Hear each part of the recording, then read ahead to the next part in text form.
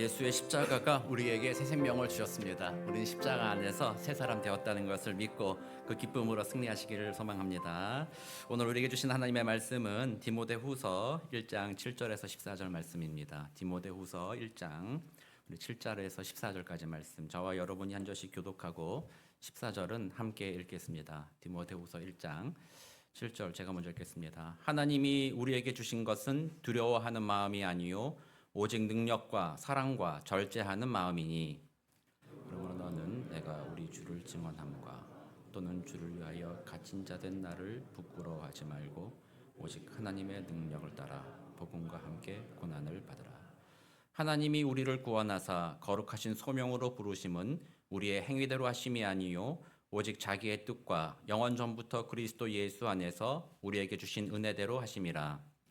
이제는 우리 구주 그리스도 예수의 나타나심으로 말미암아 나타났으니 그는 사망을 패하시고 복음으로써 생명과 썩지 아니할 것을 드러내신지라. 내가 이 복음을 위하여 선포자와 사도와 교사로 세우심을 입었노라. 이로 말미암아 내가 또 이 고난을 받되 부끄러워하지 아니함은 내가 믿는 자를 내가 알고 또한 내가 의탁한 것을 그날까지 그가 능히 지키실 줄을 확신함이라. 너는 그리스도 예수 안에 있는 믿음과 사랑으로서 내게 들은 바 바른 말을 본받아 지키고 우리 안에 거하시는 성령으로 말미암아 내게 부탁한 아름다운 것을 지키라. 아멘. 복음의 능력 시리즈 설교를 계속하고 있습니다. 한 7번 정도 진행할 계획인데 지금 4번 정도 설교를 했고 오늘 5번째 주를 맞이했습니다. 지난 4주간 복음의 능력 말씀을 좀 들어보셨는데 그 복음이 여러분들의 삶을 좀 새롭게 변화시키는 것을 경험하고 계신가요? 어떤 분은 아멘, 어떤 분은 아니요. 그렇습니다. 복음의 능력은 실제로 우리들의 삶을 변화시키는 능력이 있다고 우리는 믿습니다. 그러나 때때로는 우리가 생각하는 것만큼 금방금방 그 결과가 안 나타날 때도 있습니다. 그러나 주님의 뜻은 더디 가는 것 같더라도 주님의 때가 되면 반드시 이루어지는 것입니다. 그러므로 여러분들의 삶에 인생의 최고의 선물이 뭘까요? 내가 무엇인가를 이루어내고 내가 해낸 것을 자랑하는 것보다는 나보다 위대하신 모든 것 위에 뛰어나신 하나님이 나를 위하여 하신 일, 그것이 큰 은혜의 선물 아니겠습니까? 그 복음의 은혜를 가장 최고의 선물로 여기시면서 여러분들의 삶에 날마다 복음을 선포해 보시기를 축복합니다. 하나님이 날 위해 일하셨다. 하나님이 날 위하여 예수 그리스도를 보내셨다. 그가 나의 모든 죄를 대신하여 십자가에 죽으심으로 나의 모든 죄를 사하시고 나에게 새 생명 주었다. 나를 새 사람 만들었다. 이제 나는 그리스도 안에서 이 세상 어떤 것보다도 위대한 뛰어난 가치를 가진 하나님의 자녀가 되었다.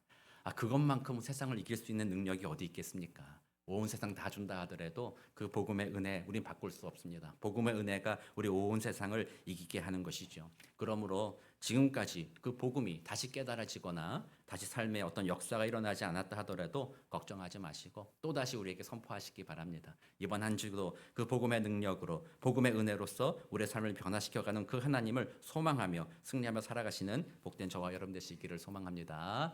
오늘은 복음의 능력 5번째로 사명자로 살게 하는 능력이라는 제목으로 여러분들과 말씀을 나누려고 합니다. 사명자라고 하니까 여러분들의 마음에 부담감이 확 오실 수도 있습니다. 사명자는 목사 아니야? 사명자는 선교사 아니야? 뭐 이렇게 해서 사명자로 살게 하는 능력 하니까 저 우리 교회는 우리들을 다 선교사로 파송하려고 그러는 거 아니야? 뭐 이렇게 뭔가 아주 거룩하고 위대한 뜻으로 생각할 수도 있는데요. 사실은 뭐 목회자들이나 선교사들이나 그 사람들도 사명자이지만 뭐 특별한 사명을 받은 자이긴 하지만 예수 그리스도를 믿는 모든 그리스도인들은 전부 다 사명자다라고 말할 수가 있는 것이죠. 그렇게 볼 때 먼저 우리가 오늘 용어를 한번 정리하고 말씀을 시작해 보려고 해요. 사명 이렇게 얘기했을 때 사명자는 사명을 받은 자이다 이렇게 얘기하잖아요. 우리가 흔히 사명과 소명이라는 말을 들어본 적이 있을 것입니다. 오늘 본문에서도 우리가 읽었을 때 소명이라는 말이 나옵니다. 그래서 소명과 사명을 좀 잘 이해하면 사명자가 무엇인가 좀 이해할 수가 있게 되는 것이죠. 그래서 소명이라는 것은 영어로 말하면 좀 쉽긴 해요. 영어는 calling이라고 하는 것이거든요. 불렀다라는 것이죠. 그것은 어떤 것을 하라고 한 것이 아닙니다. 먼저는 불렀다라는 것이 핵심인 것이죠. 세상 속에서 우리들을 불러내어 하나님의 자녀 삼았다. 그래서 이 소명이라고 하는 것은 존재에 관한 이야기입니다. 그래서 소명은 때때로는 나를 가리키는 정체성을 말하는 것이죠. 그래서 어떤 소명을 받았습니까? 라고 물어볼 때에는 나는 목사로서의 소명을 받았습니다. 이렇게 말할 수 있는 것이고, 교회 일이라고 한다면 여러분들이 나는 장로로서, 나는 권사로서의 소명, 부르심을 받았습니다라는 것이 소명이죠. 또 그래서 좀 더 확장시켜 보면 우리 개혁 전통에서는 세상 속에서 우리가 하는 일들이 모두 다 소명에 속한다고 말합니다.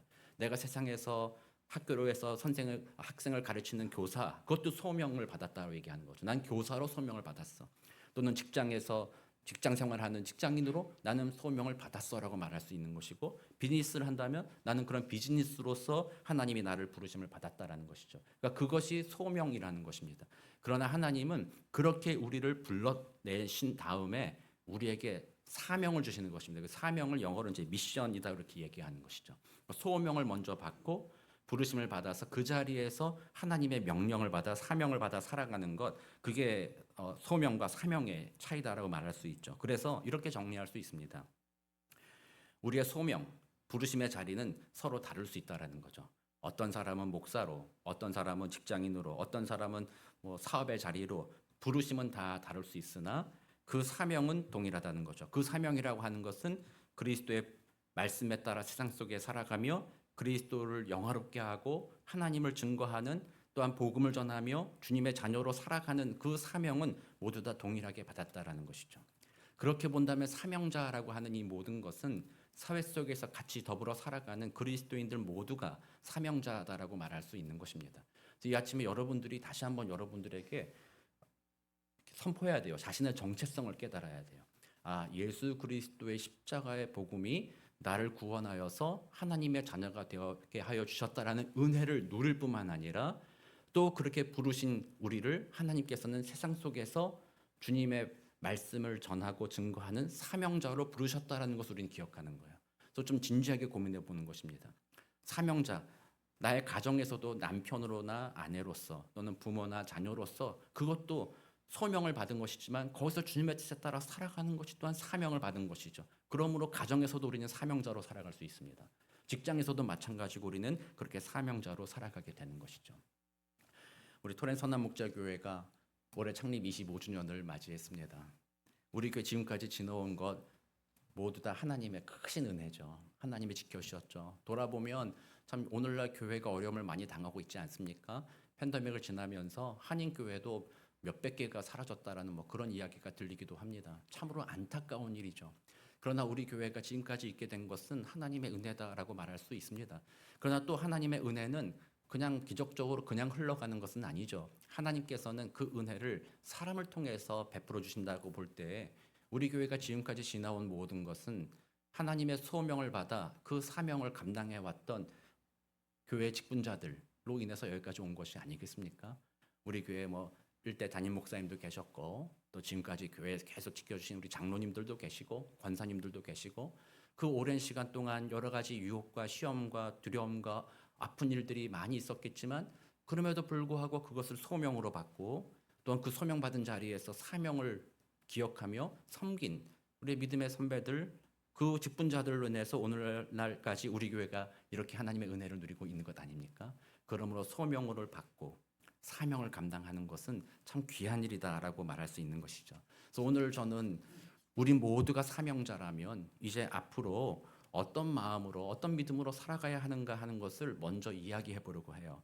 사명자는 어떻게 사는 것인가 했을 때 오늘 본문을 보면 오늘 본문은 바울이 디모데에게 에베소 교회의 목회를 감당하면서 특별히 그가 목회를 감당하기 때문에 특별한 사명자다 이런 의미로서 준 것일 수도 있겠지만 보편적으로서 너는 하나님의 소명받은 사명자로서 이런 마음으로 사명을 감당해라라고 권면하고 있는 것이므로 단지 목회자들에게뿐만 아니라 사명자로 생각하는 우리 모두에게 주시는 권면이다라고 볼 수 있죠. 7절을 보면 이렇게 말합니다. 하나님이 우리에게 주신 것은 두려워하는 마음이 아니요 오직 능력과 사랑과 절제하는 마음이니 이렇게 이야기합니다. 먼저 두려워하는 마음은 아니다. 우리는 이미 복음의 능력이 우리들의 두려움을 다룰 수 있게 한다고 살펴보았죠. 두려워하는 마음이 아예 없는 것이 아니라는 것이죠. 두려워하는 감정이 우리에게 찾아올 때도 있지만 복음의 능력으로 우리는 그 두려움을 다스릴 수 있게 된다라는 거죠. 그게 첫 번째인데, 특별히 바울은 그 은혜를 힘입은 사람들, 사명자에게 성령의 9가지 열매도 말했던 사람이잖아요. 많은 것이 필요한데 조금 요약해서 요 3가지가 사명자에게는 좀 중요하다. 이 마음을 갖고 너의 사명을 감당하라라고 이야기하고 있는 것이죠. 그래서 그 마음이 뭐냐? 능력과 사랑과 절제라는 것이죠. 이때 이 능력이라는 말 자체는 우리가 오늘날 능력이란 말을 세속적으로 이해한다면 무엇인가 해낼 수 있는 능력, 어떤 탁월함 이런 것들로 이해할 수도 있습니다만, 사실 여기서 말하는 그 능력은 그것보다 조금 더 포괄적이죠. 조금 더 넓은 의미의 능력을 말하는 것입니다. 이 능력은 앞뒤 문맥을 따져보았을 때에는 두려움을 당하는 상황에서도 포기하지 않는 용기를 말하기도 하는 것이죠. 그래서 뭔가를 탁월하게 해내는 능력, 포기하지 않고 계속함으로써 그 일을 하는 능력까지도 우리가 포함시킬 수 있겠지만, 근본적인 원래 의미는 두려운 상황 앞에 좌절하거나 낙심하지 않고 계속해서 어떤 일을 해나가는 것을 능력이라고 말한다는 거죠. 이게 그리스도인들에게 주신 특징이라고 말하는 거예요. 우리가 사도행전을 살펴보았지만 베드로와 요한이 공회에 잡혀가게 되잖아요.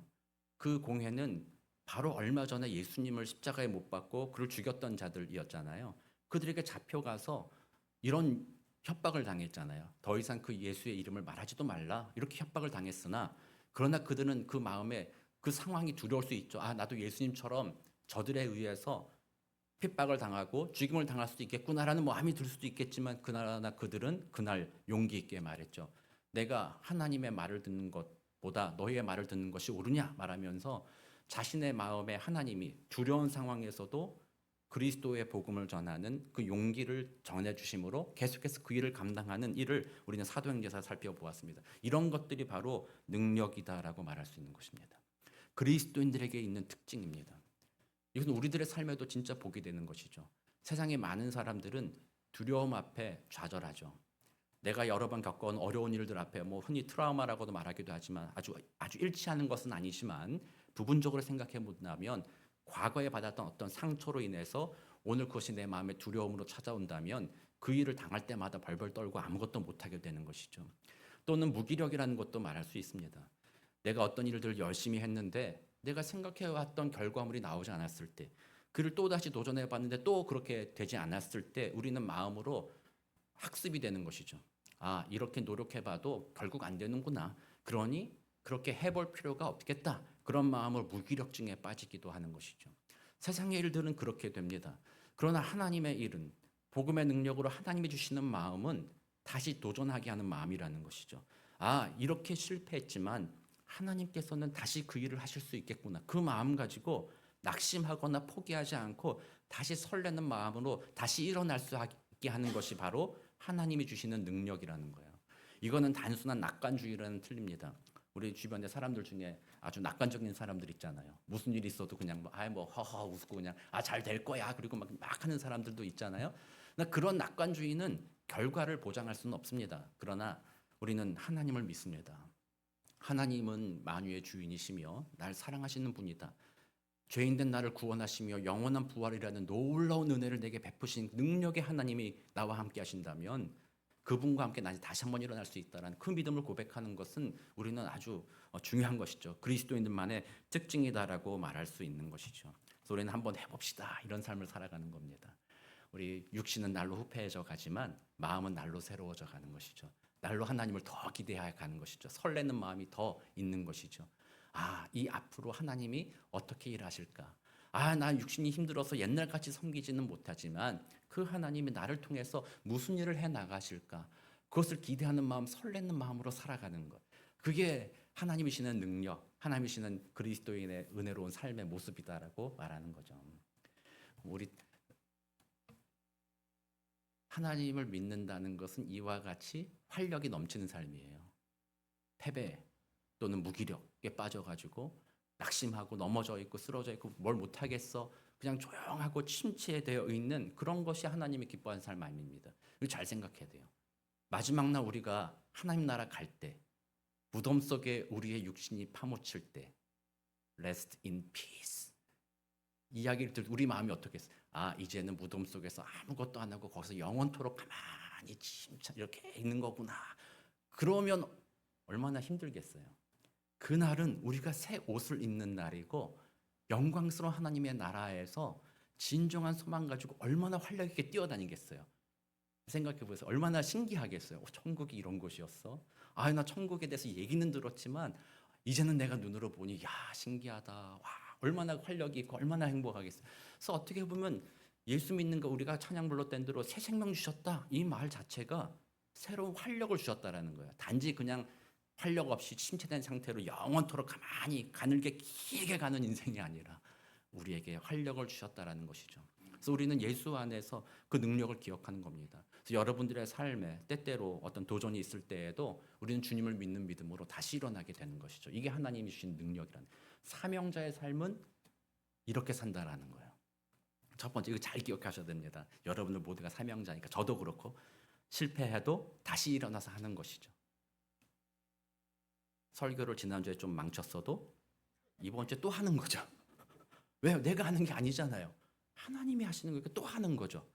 계속 그걸 하는 거예요. 계속 실패해도 할 수 없어요. 하나님을 믿는 믿음, 그 능력으로 또 하고 또 하고 또 하는 거예요. 포기하지 않는 것이죠. 그게 바로 하나님이신 능력의 의미라는 거예요. 그래서 여러분들의 삶에 그렇게 주님이 주시는 활력이 넘치시게 되기를 주의 이름으로 축복합니다. 두 번째는 사랑인데요. 사랑은 이미 지난주에 제가 여러 번 말씀을 나눠드렸잖아요. 이 사랑은 조건 있는 사랑은 아니죠. 아가페적인 사랑이다라고 말하는 거죠. 구속하는 사랑, 구속적인 사랑. 그 말은 실수하고 잘못한 것들을 일일이 따져가지고 공의를 따지는 것 하지 말라는 것이 아니라 따지되 잘못한 것에 대해서 긍휼히 여기는 마음으로 용서해 주기도 하고 포용해 주기도 하는 사랑, 그것이 사랑이라는 것이죠. 하나님이 주시는 마음이 그 사랑이라는 거예요. 사람이 주는 마음은 감정에 따라 사랑하죠. 그 사람의 공과 그 사람이 잘하고 잘못하는 것에 따라서 그 사람을 사랑하거나 미워하거나 할 수 있는 것은 사람이 하는 사랑이지만 하나님이 우리에게 주시는 사랑이라는 것은 죄인을 사랑하는 것, 나와 맞지 않는 사람을 사랑하는 것, 내 생각과 다른 사람을 포용하는 것, 그런 것들이 하나님이 주시는 사랑이라는 것이죠. 얼마나 귀합니까? 이 세상에 그런 사랑이 어디 있어요? 하나님이 주시는 그 사랑이라는 거예요. 그래서 여러분들 마음에 우리는 사명자니 하나님 내게 능력 주십시오. 포기하지 않고 계속 일할 수 있는 능력, 용기를 주십시오. 첫 번째. 두 번째는 사랑. 교회 안에서만이 아닙니다. 이것은 여러분들의 삶의 자리, 때로는 여러분들의 직장에서도 이렇게 해야 된다는 거예요. 여러분들의 직장에서 옆에는 동료가 나를 모함하고 나를 괴롭게 한다고 할지라도 그를 사랑할 수 있는 마음을 갖는 것, 그것이 하나님이 주신 마음 가지고 사명자로 산다라는 거예요. 세 번째는 절제하는 마음입니다. 다 아시는 내용이죠. 더 많이 갖고 더 많이 누리고 더 하려고 하는 마음을 내려놓는 것이죠. 주신 것에 만족하는 삶, 또 감사하는 삶이고, 또 어떻게 보면 입술을 제어하는 것. 내가 하고 싶은 모든 말이 있지만 그것이 상대방의 유익을 해치는 것이라든지 혹시 나를 자랑하는 말이라고 생각된다면 그 입술을 제어하는 것도 절제에 포함되겠죠. 우리에게 주신 건강한 욕구들이 있습니다. 그 건강한 욕구들이 탐욕이 되어서 선을 넘지 않도록 하는 것들이 절제다라고 말할 수 있는 것이죠. 내가 충분히 내가 가질 수 있다고 권리를 주장할 수 있는 것이지만 다른 사람을 살리기 위해서 그 권리를 포기하는 것조차도 절제다라고 말할 수 있는 것이죠. 나를 치는 자들에게, 나의 왼뺨을 치는 자들에게 오른뺨을 갖다가 돌려치고 왼뺨도 한 대 더 치고 양손으로 치고 이러는 게 아니라 맞으면 오히려 치고 싶은 마음을 절제하고 한쪽 뺨을 오히려 내주는 삶. 이게 절제하는 마음이다라는 것이죠. 그래서 절제는 단지 그런 욕심을 참는 것이 아닙니다. 그것은 내 감정에 휘둘리지 않는 것이죠. 내 감정을 컨트롤하는 것이죠. 그래서 내 감정이 아니라 하나님의 뜻을 이루고자 하는 것. 내가 너무 많이 배고프고 너무 많이 먹고 싶지만 많이 먹다가도 하나님의 생각나서 이 음식 저 사람 지금 배고플 텐데 좀 나눠주자 하는 마음을 갖고 자신의 그 욕구를 다스리는 것, 이런 것들이 바로 절제다라고 말할 수 있는 것이죠. 직장 생활이나 사회 생활 속에서 참 쉽지 않습니다. 저는 이제 교회에서 이렇게 지내다 보니까 여러분들께 직장과 사회 생활 이야기하는 것이 늘 참 마음에 죄송하고 기도할 뿐입니다만 절제한다는 게 참 직장 생활에 쉽지 않잖아요. 내가 이만큼 가지면 만족하다, 이게 세상 속에 있을 수 없잖아요. 이만큼 가졌으면 더 많이 가져야 되고 혹시라도 다른 사람이 그 안에 끼어들어오면 내 이익이 줄어들 거니까 저 사람은 어쨌든 철저히 배제해야 되고 나의 이익을 극대화해야 되는 것이 바로 자본주의 사회고 우리들이 살아가는 사회의 모습이잖아요. 그 안에서 절제를 지키며 살아간다. 다른 사람을 배려하는 마음으로 나의 권리를 내려놓는다. 뭐 이런 것들이 정말로 쉽지 않다라는 것이죠. 그러나 성경에서 바울은 권면합니다. 이 능력, 이 사랑, 이 절제하는 마음이 하나님으로부터 온 마음이며 사명자라고 한다면 이 마음으로 살라고 하는 것입니다. 여러분은 좀 어떠세요? 아멘 하세요? 아니면은 살짝 맨 할까 말까. 하나님이 주신 말씀이죠. 전능하신 하나님 주신 말씀입니다. 그럼 우리는 받아야 돼요. 그렇게 살기를 소망해야 되겠죠. 결국 이렇게 능력과 사랑과 절제하는 마음으로 우리가 세상 속에 산다면 세상은 우리를 보면서 놀라는 거죠. 어떻게 넌 그렇게 살 수 있냐?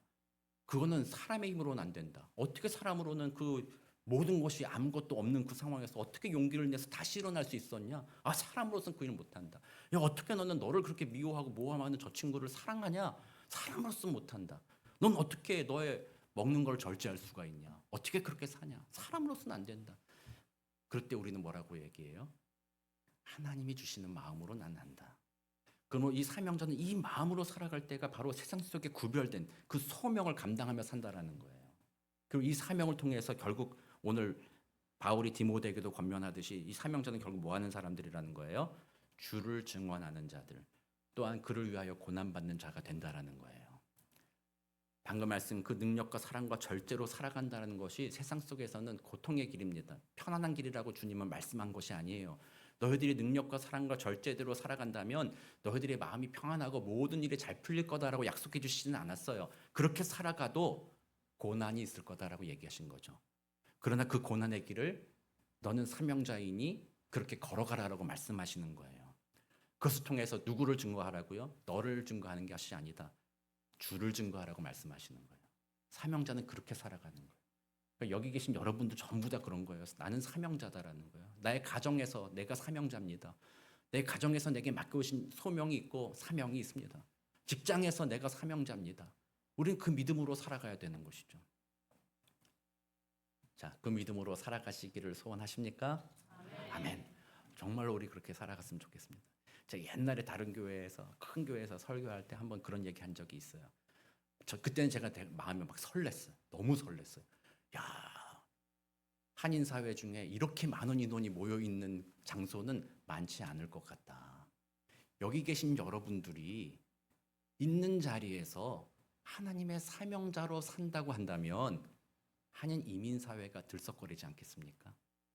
여러분들이 정말 그리스도의 말씀의 사명자에 합당한 대로 일주일을 살아간다면 여러분들 주변에 우리 한인들 공동체 안에 이 많은 사람들이 그렇게 살아간다면 한인 사회가 변화되어지고 뜨거워지고 한인 사회가 변화되기 시작하면 LA 지역이 변화되지 않겠습니까? 그 소망이 그때는 좀 지금보다는 조금 젊을 때니까요. 한 5, 6년 막 소망이 막 넘쳐서 막 그랬었던 적이 있긴 합니다만 오늘 우리들에게도 저는 그런 소망이 있습니다. 우리 교회 여기 계신 분만 하더라도 우리가 정말 그 사명자임을 알아서 주님의 그 주시는 마음 가지고 능력과 사랑과 절제로서 여러분들의 삶의 자리에서 주님의 증인으로 살아가기 시작했을 때 저는 우리 교회가 작은 교회가 아니라고 생각해요. 우리 교회가 사우스베이 지역과 한인사회에 충분히 그리스도를 증언하는 능력 있는 교회가 될 거라 생각합니다. 그러니까 여러분들 정말 오늘 제가 이 말씀을 드리는 것을 좀 여러분들이 좀 마음속에 잘 생각해 봤으면 좋겠어요. 저도 그렇고요. 내가 사명자구나. 내가 이 땅을 그렇게 살기를 원한다. 그렇게 마음을 먹기를 원합니다. 그러나 문제는 이것이죠.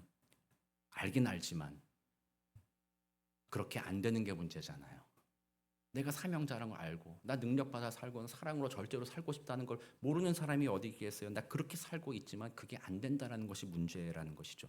오늘 본문에서도 바울은 디모데에게 그렇게 너는 사명자니까 그렇게 살아라라고 얘기하면서도 그가 덧붙이는 것은 그것이 너의 힘으로 되지 않는다라는 것이었습니다.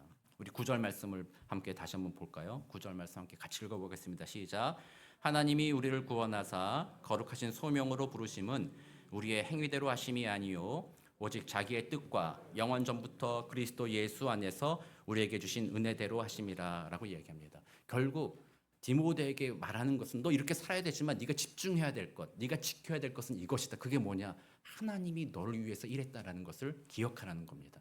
복음을 기억하라는 거죠. 너의 의지와 너의 능력으로 네가 의지를 발휘해서 이 선한 일을 행하는 것이 아니요 너를 변화시키시며 변화의 길을 걷게 해주시는 하나님이 일하시는 것이니 너는 그 하나님의 그 아름다운 말씀, 그 내게 전한 그 바른 말을 마음속에 지켜라라고 이야기하고 있는 것이죠.